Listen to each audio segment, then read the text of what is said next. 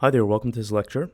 So far in the course, we talked about how to develop programs in Eclipse in this development environment. You've been writing code in Java and just hitting the play button to execute your program.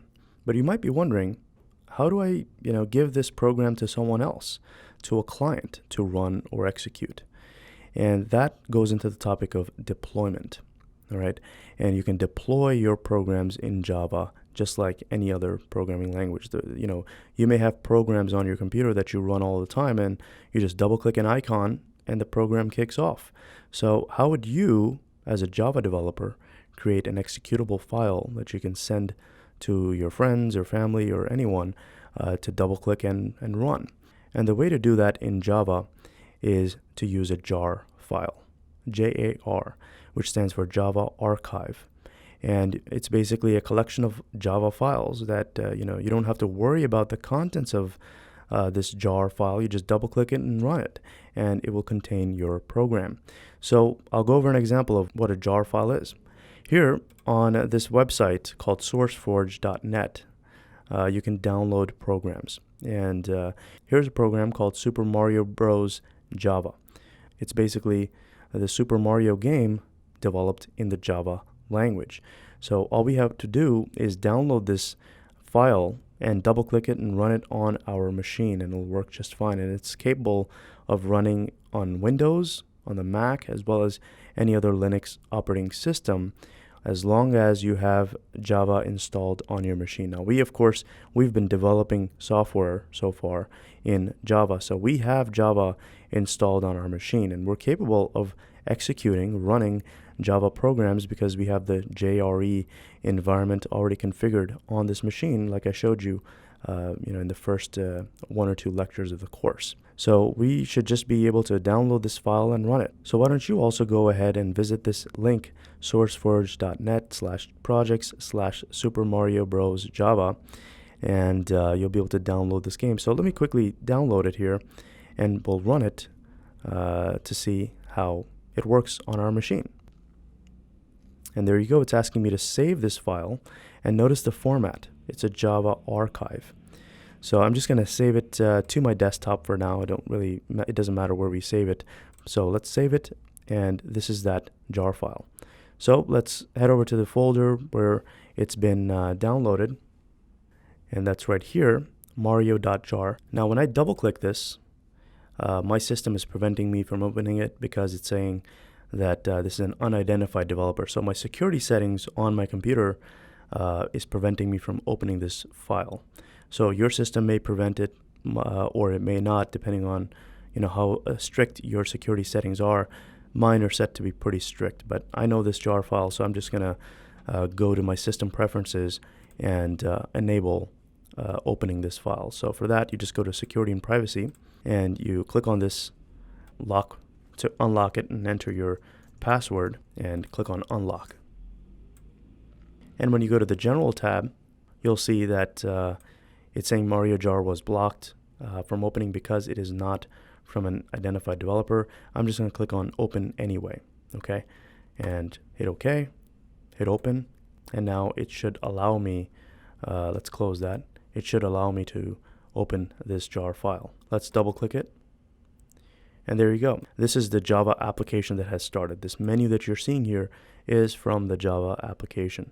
We could choose to be full screen, enable sound, and then this stuff we don't really care, whatever it is that has to do with the video game. So I'm just going to uncheck the full screen so that we don't block the entire view, and hit OK. And here's our game. Okay, this is all written in Java. So if I hit enter, it starts the game, and it's working as expected, the typical Mario Brothers that we've seen. Okay, so let me close that before it gets too noisy. So that's a Java application wrapped up into something called a jar.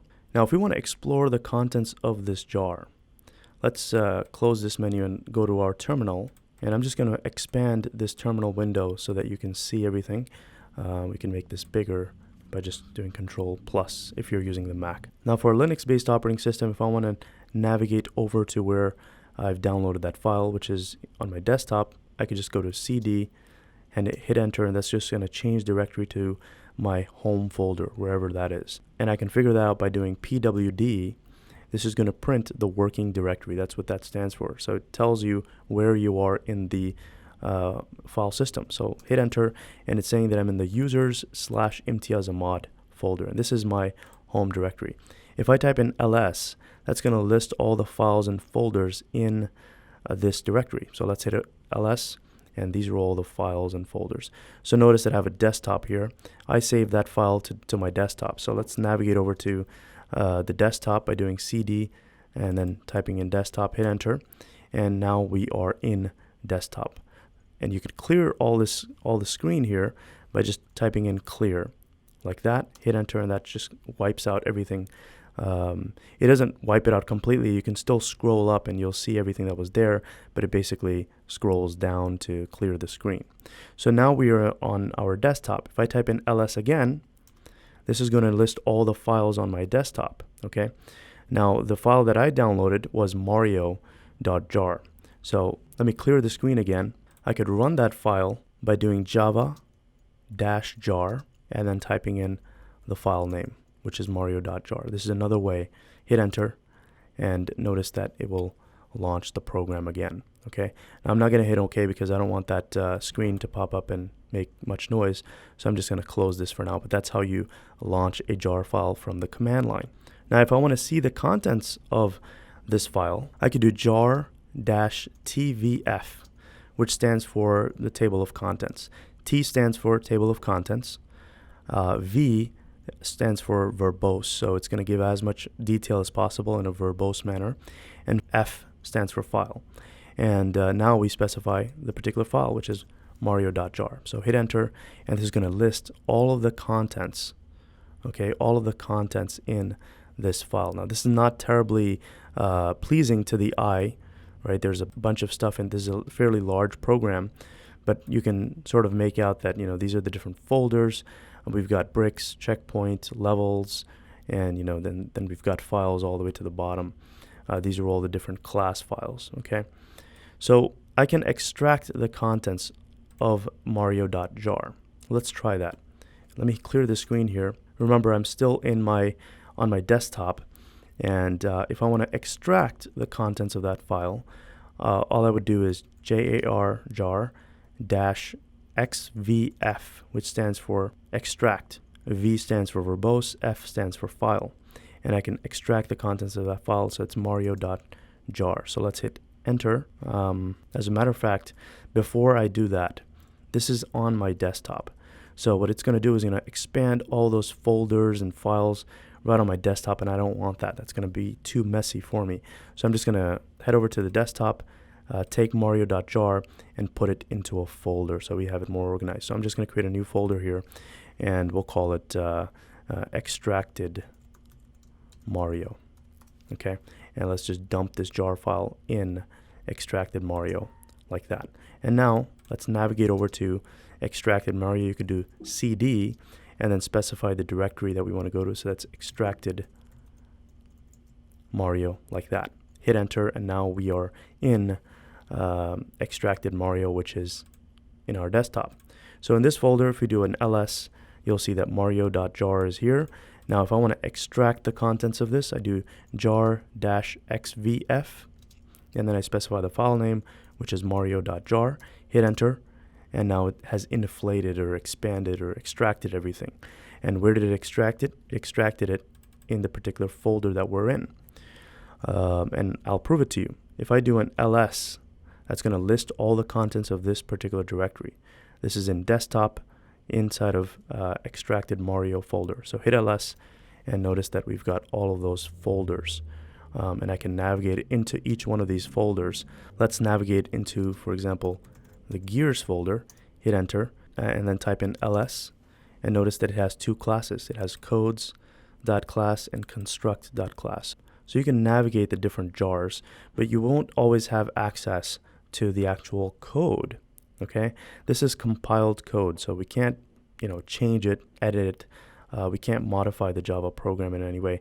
We can extend it, or we can download this jar file into our program and utilize some of the features, but we can't really change the program the way it's been compiled here. So this was a program that somebody created in Java and composed a jar file and then deployed it on the internet on this website. You could do the same thing. You could create your own Java programs and create jars for them and then upload them to the internet so that other people can download your software. So now I'm going to show you how to create jars for your programs so that you can share your programs with other people. So in Eclipse, I've created this example project. Doesn't matter, you can name it whatever. And I'm going to right click and I'm going to go create a class. And this class is going to be called example program. And it's going to contain our main method. And for now, it's just going to be very simple. I'm just going to print to the screen, hello there. That's it. That's our simple program. So what do we do with this? We can create a jar out of this by right-clicking the example project and going to export. And then we select this runnable jar file option. Or you can choose this one if you want other people to use this code. But if I want to just run this code, I select this runnable jar file option. And then you select next. And then you state the launch configuration, meaning when we run this program, how should it be run? So that's just going to be one of the options that we chose. I've already ran this program, so I'm just going to leave it the same way. And then we state the export destination right here. So this is going to dump this jar file onto our desktop in my home directory, okay? And we can select this option all the way to the end where it's copying required libraries into subfolder next to the jar. So you could keep that selected. And then when you hit finish, that jar file will be composed and ready to run and be shared. But I'm going to show you how to do this more manually. This is an easy way to do it in Eclipse. But how would you create your jar file manually? That's what I'm going to cover in the next lecture. So stay tuned. I'll see you soon.